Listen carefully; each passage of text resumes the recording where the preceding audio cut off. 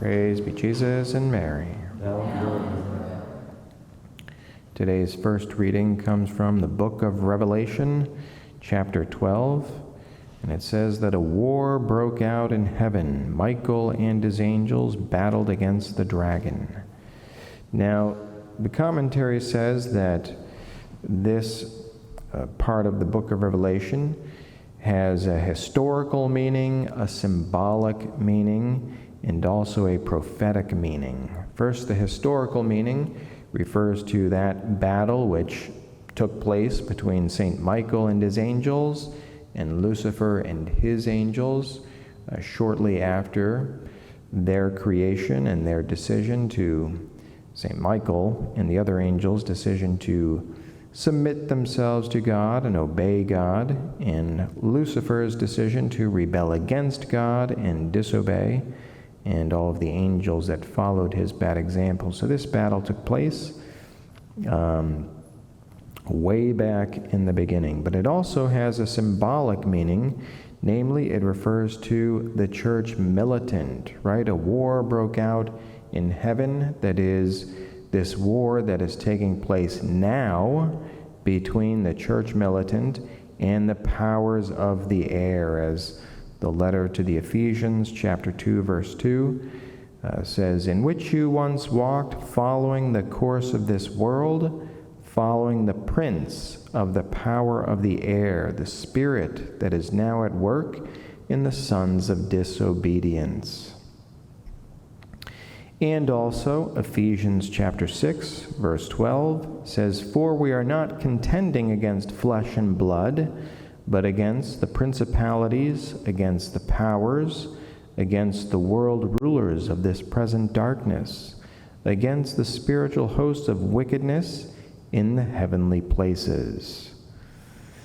So that's the symbolic meaning, that battle that is taking place right now, but it's also prophetic, that is referring to the last and most bitter battle between Satan and the saints at the end of the world. And this is recorded in the book of Daniel, chapter 12, verse 1. It says, "At that time shall arise Michael, the great prince, who has charge of your people. And there shall be a time of trouble such as never has been since there was a nation till that time. But at that time your people shall be delivered, everyone whose name shall be found written in the book."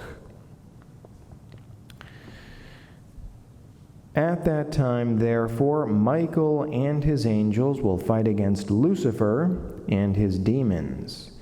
The great archangel will help, comfort, and encourage Christians to be stronger and more persevering, so as to openly and generously oppose the Antichrist, along with Enoch and Elijah, who will appear. The Antichrist will fight with and for Lucifer by means of deceptive speech, cleverness, frauds, feigned miracles, hypocrisies, threats, tortures, and other tactics." And actually, when I read that list of tactics, what comes to my mind is this battle already taking place with regard to abortion, right? The pro-abortion crowd uses deceptive speech, cleverness, frauds. I'm not aware of any miracles. Hypocrisies, threats, and I'm not aware of tortures just yet, but I don't know, maybe that's out there too. I mean, it's just one of the such openly demonic things taking place in our society today. Thankfully, we've got the 40 Days for Life that has just recently started, so let's be out there with the help of the angels in that present-day battle.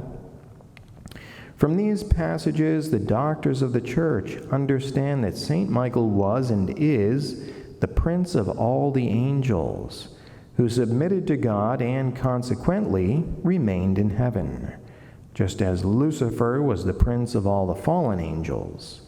In this regard, St. Michael in times past was the defender of the synagogue of the Jewish people, as he is now the defender and prince of the Christian Church. Therefore, the Church prays in the office of Saint Michael, which we just prayed this morning.